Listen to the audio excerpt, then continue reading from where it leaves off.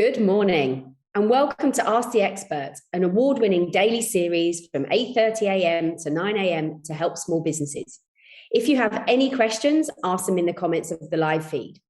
And if you need more advice, join the official Interact QuickBooks SMB community group on Facebook.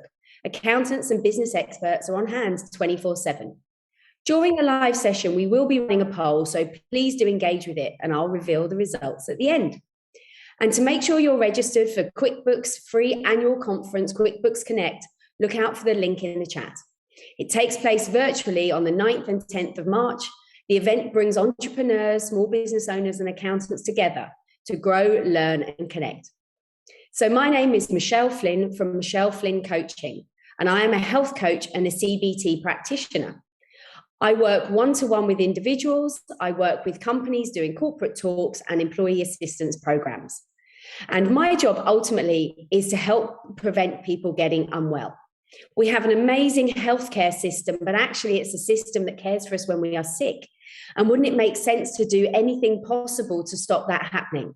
So I work with people to make positive change in their life through building small, simple habits that they can implement and sustain across many aspects of their life. Yes, food and exercise, and I'll be talking about food in a moment, but many other areas as well, from the connections that we have with people, whether that's romantic, family or friendships, or the connection with ourselves, through to the practical, so our work, our finances, our home, our learning and development, and all the way through to ourself. Have we thought about our values, our purpose, our joy? So for me, it's ultimately about giving people the tools that they need to find the balance. But as I said, I'm going to focus a little bit today on food to start with, because we all eat it. It's something that fundamentally we all have to do every day. And it can be so key to not only sustaining us and giving us energy, but actually our health and well-being as well. Everything from our physical well-being through to our mental health and our mood. Often people who are suffering, whether that's with low energy levels, lack of focus, constantly getting ill, they might go to the doctor and the doctor gives them a tablet, which in some cases is exactly necessary. But sometimes it can be connected to food choices or wider lifestyle choices. And diet does play that massive role. So if we learn how to actually eat properly, it can have such a big impact on every part of our lives. But the confusion is nowadays, what should we be eating? There are so many different diets out there, whether it's the cabbage soup diet, paleo, keto, intermittent fasting, vegan, carnivore. Whoa, what should we be doing? We are so confused these days we've lost track. Here we are, the most intelligent species on the planet, but we go, hey, what should we be eating? And we don't know the answer because so much money is spent on food marketing to confuse us. When you go into a supermarket, it's like a head spin because everybody is just trying to get your money into their cash tills. So I want to share a little bit about what we should be eating, because diets are great for a short-term fix. If you've got a wedding or a holiday or a special outfit you want to fit into, absolutely, juice for a few days.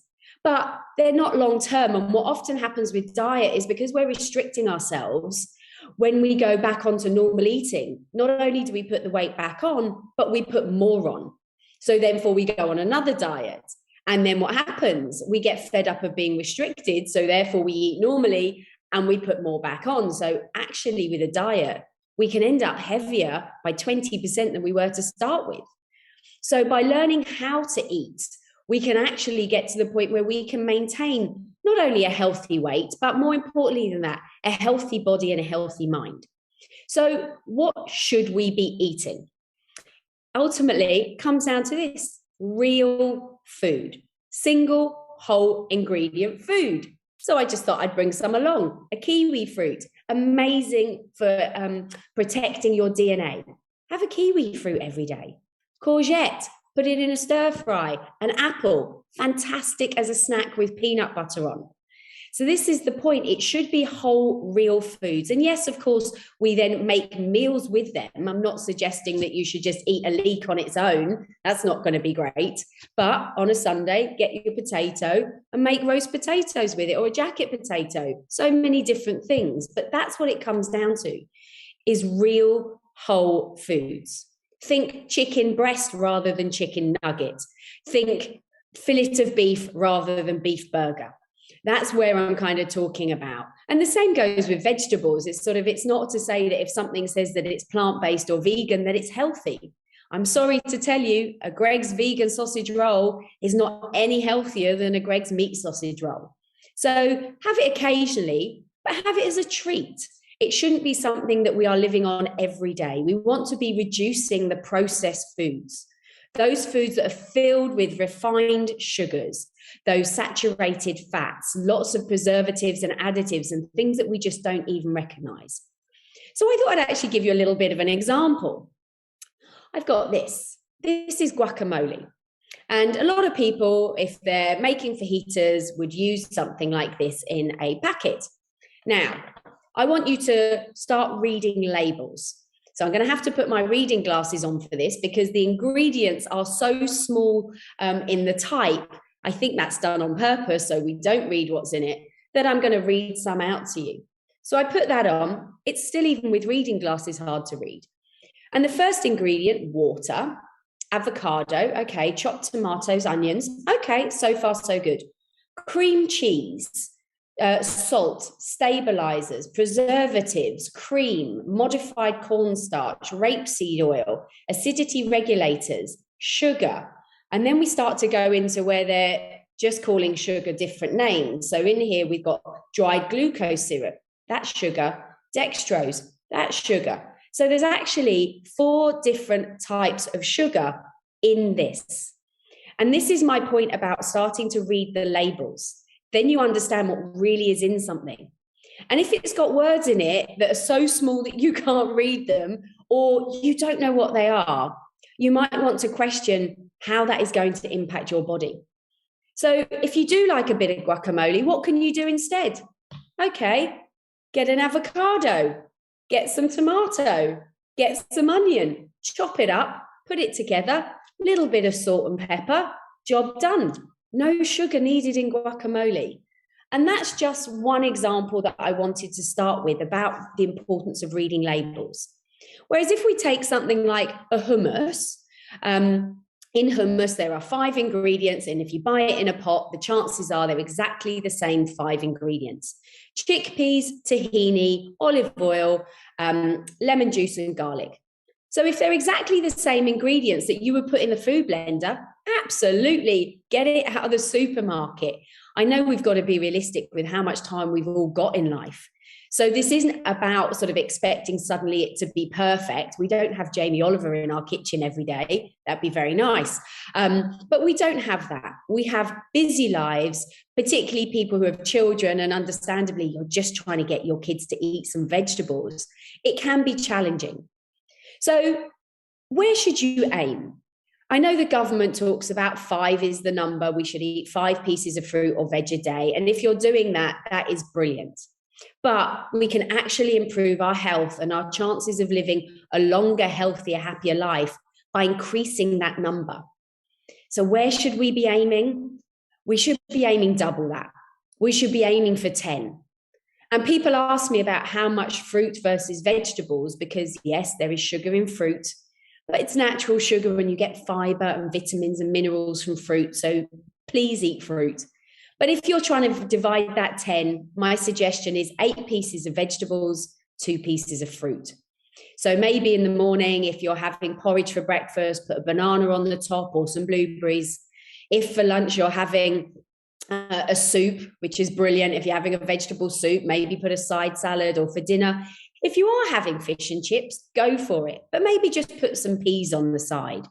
So finding ways each day that you can start to add 1 or 2 extra pieces of fruit and veg in, I promise you, you will notice the difference. Your energy levels will be higher. Your ability to think clearly, your mood will be more positive, all the way through to how you actually get a good night's sleep. Because if you're filling your body with lots of highly processed foods, it's going to make your gut unhappy, which is going to impact your sleep. Fundamentally, our gut and our brain are directly linked by something called the vagus nerve, which is why what we eat completely impacts our moods. So just think about that and see if you can just go, you're going to have a little apple as a little snack today. Or maybe you're going to go, I don't normally use courgette, put it in a smoothie. If you put courgette in a smoothie, you can't even taste it. It's a great way of getting extra greens in. So I'm going to start now with the questions. Daryl from Twitter on direct message. How can I improve my concentration? I'm usually good in the morning, but I tend to flag in the afternoon, particularly after lunch. Absolutely, Daryl. I completely understand that. A lot of that depends on what you're having for lunch. When we find our energy or our concentration starting to wane, it's potentially we've gone into a sugar crash.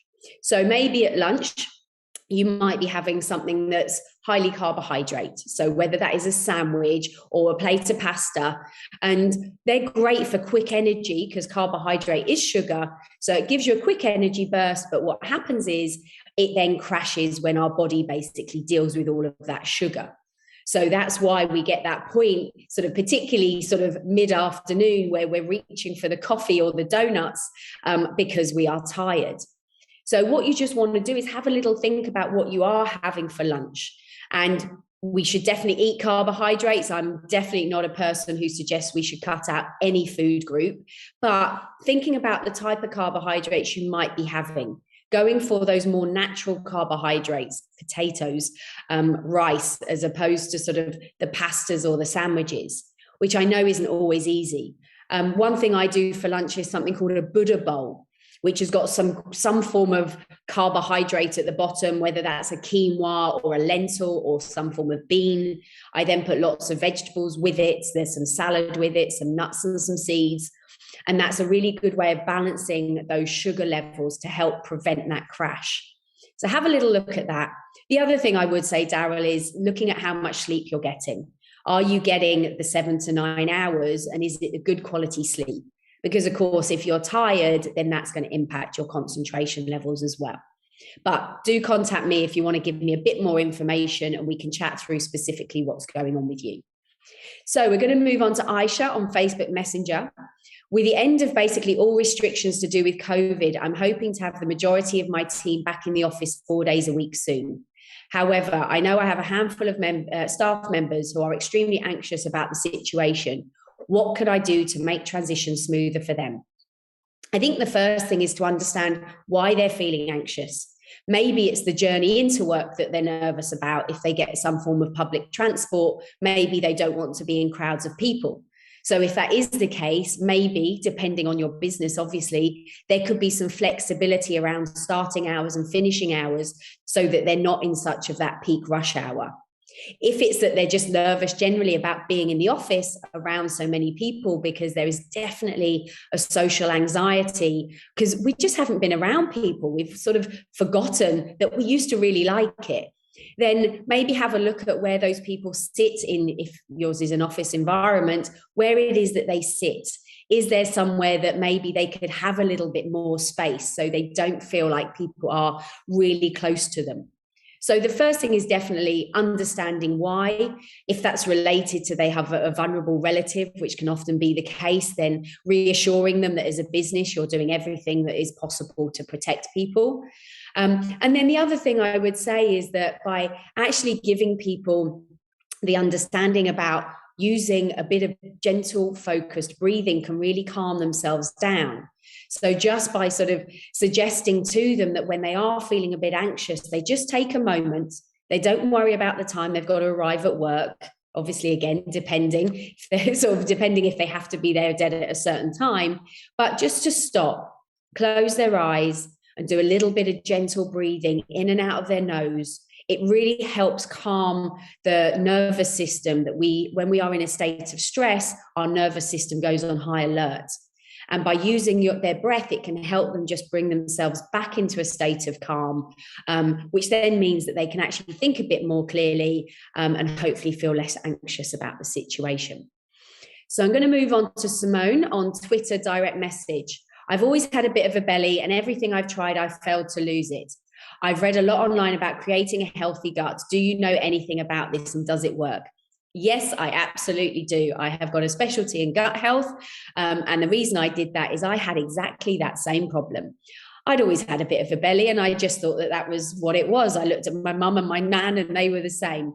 But actually, then I discovered, firstly, I had an intolerance to garlic and onion. But secondly, I had something called leaky gut. So the lining of our gut is like a brick wall. It should be really solid. It's what's protecting us from basically the food that we put into our body and our bloodstream, the other side of our gut lining. Now, what happens when we put toxins into our body, whether that is the pesticides on food, or whether that's cleaning products we use in our house, or just general pollution, that becomes a little bit leaky. And what happens is you start to get some little holes in that gut lining.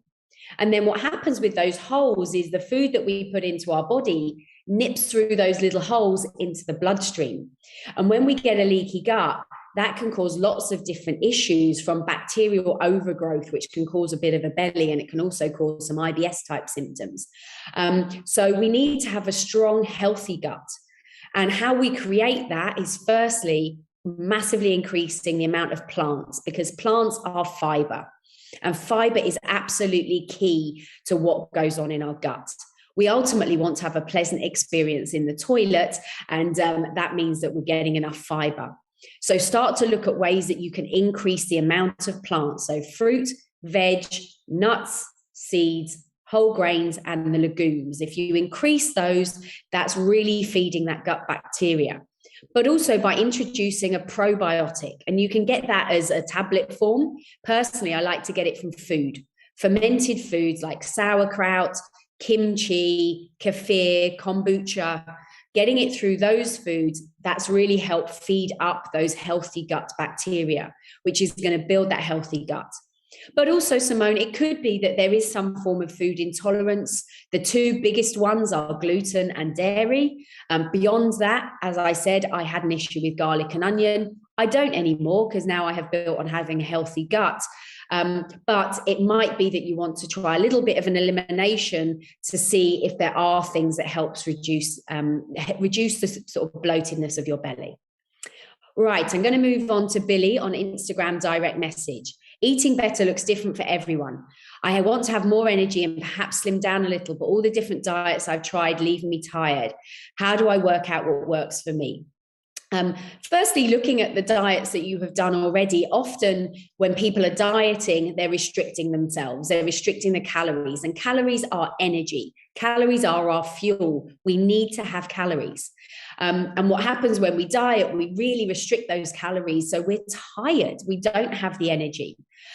Or potentially we're going on diets that only count calories. So let's take a sort of a Diet Coke or a Coke Zero. There's no calories in that. So for weight loss, amazing. For energy and for health, not so good. So we have to be very careful when we're looking at sort of calories to make sure we're getting calories from the whole foods. But actually, when it comes to what we should eat, if you focus on a whole food diet, you don't have to count calories. So myself, I lost 2.5 stone through switching from just what is the standard diet that I didn't really think about what I was eating, and I tried every other different sort of diet, to a whole food diet. And for the first time in my life, I've actually kept the weight off. So from that point of view, the first thing I would say is look at what you are eating. Look at the food you're putting in your body. Are they the right sorts of foods that are going to energize you? Or are you really restricting your calories and therefore feeling tired? Another thing that sort of is a lot of research at the moment is actually time restricted eating. So eating in a shorter eating window, don't worry about calories within it, but by eating good, clean food within a shorter eating window, you're allowing your body time to heal and repair itself when you're not eating. So there is a lot of research out there at the moment around the benefits of fasting when it comes to improved energy and also a little bit of weight loss. The other thing I would say there, Billy, is try a cold shower in the morning. Having a cold shower is a fantastic way of improving energy. What our body basically does is we have all these little body batteries, our mitochondria, in our muscles. And when we have cold water exposure, the old ones, the old batteries that are a little bit worn out, they die off because they can't warm us up. and that makes space for new body batteries to build. So it might be you need a bit of a complement. You need to introduce much more plants and whole foods into your diet, and then try a little bit of cold shower in the morning. I'd love to know how you get on. Fran on Instagram, direct message. I've always had quite a small appetite, but due to inactivity over the last 2 years, having to shield a lot, it's got even smaller. I've tried to start eating more, but it's quite painful. Any advice? With that, if you're trying to eat more to get more calories in, but you find the eating uncomfortable because your stomach has shrunk, like our stomach is about the size of our fist. And when we eat, it gets to about the size of 2 fists. But if you have a small appetite and then you haven't been eating as much, then that stomach could be getting even smaller. Start little bit by little bit. Maybe start with soups. As a gentle way, rather than putting heavy foods in, being careful about putting a lot of heavy meat in, because meat takes quite a long time to digest. It takes a lot of energy, a lot of work from our stomach and our stomach acid. So maybe just by starting gentle with more water-based foods, so getting those veggie soups in, getting the salads in as the sun starts to hopefully come out a bit more throughout the year. Gently, little bit by little bit, you can then strengthen your stomach and sort of build out the space in your stomach. So I would definitely start with that, because you don't want to put yourself through any pain, but also sort of like the soft food. So as an example, just because I've got one here, an avocado, that's a really soft food. So your body doesn't have to sort of do a great deal with that, as opposed to sort of taking, as a sort of saying, a sort of a bite of a sort of piece of meat. That is going to be harder work. So thinking about the softer foods, thinking about the soups and the salads, and see if that just helps, but just building it up little bit by little bit.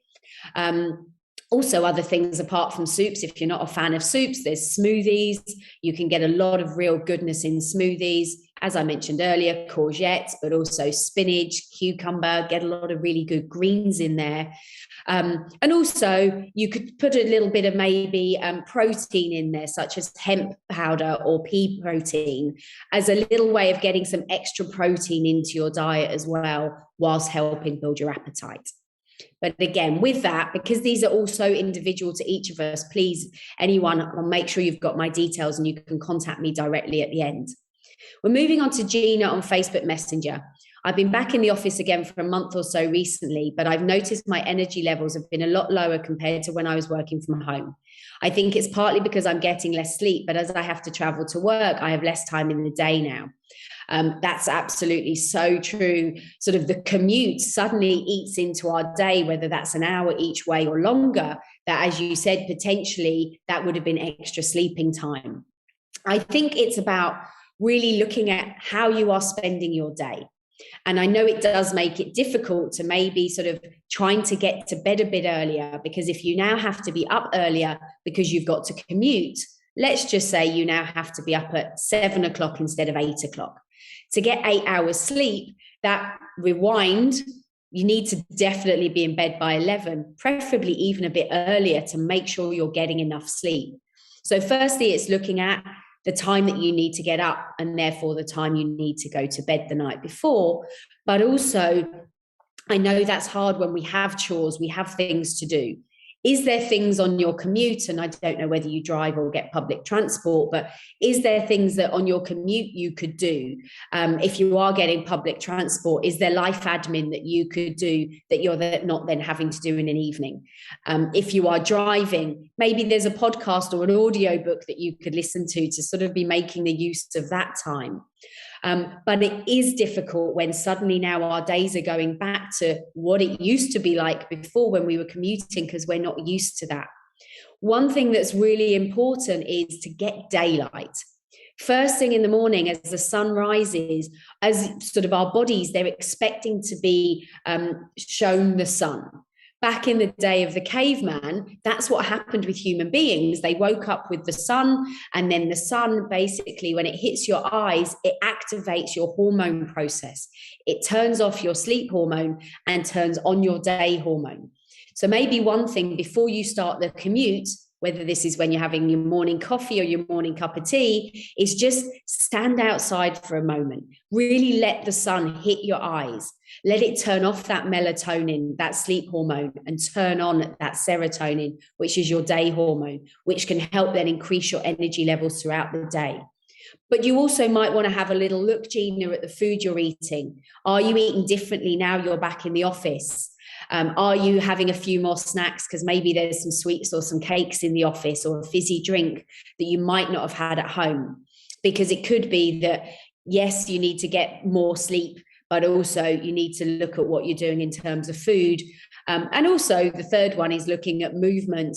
And are you getting less movement now that you are going into an office than you would have been at home if potentially you were going out for a walk? Again, it's a bit like with health, it's a bit like being a detective. I often feel like I'm playing Sherlock Holmes when people talk to me about whatever the imbalance is, so I can work out, is caffeine the problem? Is chocolate the problem? Because dark chocolate has got caffeine in it. Is it that alcohol is the problem when it comes to sleep or sort of stress levels? So it is playing a bit detective. So it's kind of trying bits and pieces, try and get 15 minutes more sleep if you can. Another thing I would suggest is drink a lot of water. Water is great for giving us energy. So if you are feeling tired, then definitely take a big sip of that. Jane on Instagram direct message. I like what you've said about restrictive diets, but the problem I've experienced before is often around proportions and overeating accidentally. How should we be managing this? My first thing when it comes to portions is look at the size of your plate.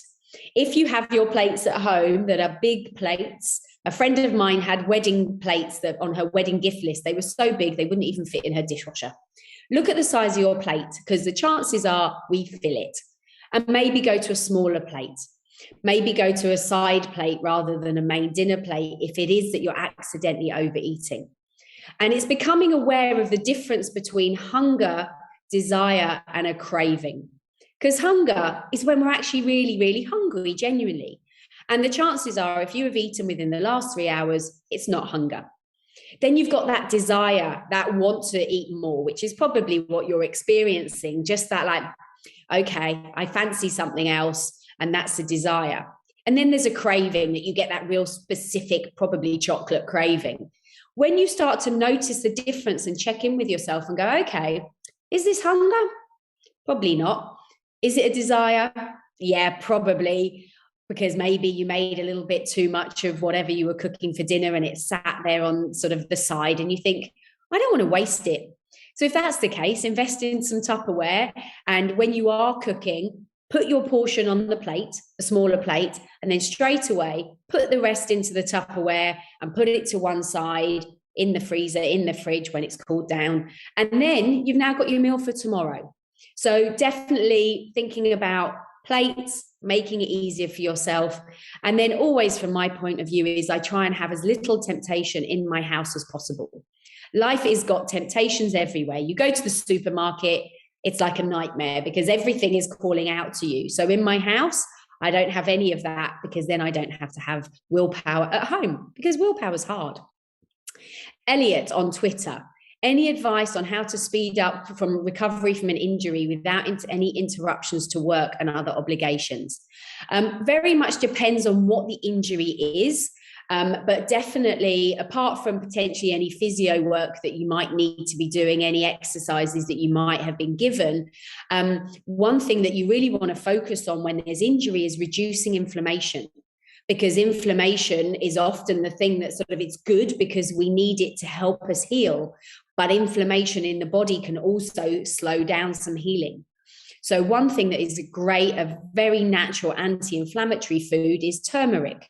So try and add some turmeric into your cooking. Here I'm telling you, go and have a nice curry. You can put it into a little smoothie or a juice. Don't put too much in. It can have quite a strong flavor. Or you can actually get turmeric tablets. And I worked with a chap who had a really bad shoulder problem. And he went on to the turmeric tablets. And even though all the physio hadn't worked, the turmeric tablets helped reduce that inflammation and therefore helped his recovery. But Elliot, please do give me a shout and we could talk specifically about what your injury is and I can give you some other ideas. So the poll results are in. And we asked you, how much fruit and veg do you eat a day? So 20% of you said 0 to 2, 70% of you said 2 to 5, and 10% of you said 5 to 8. That means 0% said 8 or above. I'll be completely honest, that is exactly what I would have expected, because the government figure of 5 is often hard for people to get to. So what I would say is, please just try and add one extra piece of fruit or veg in a day. However you do that, a sugar snap pea as a little snack, or sort of chopped carrot dipped in some hummus, a way of getting that one extra one, because we crowd out the bad stuff. So thank you all for tuning in. If you do want to get in contact with me so we can talk directly about your individual situation, go to my website, which is www.michelleflynncoaching.com. Coming up on Ask the Expert on Monday is QuickBooks Pro Advisor and Head of Accounts at Bofix, Aaron Patrick. Tune in to get the latest business news and bookkeeping hacks.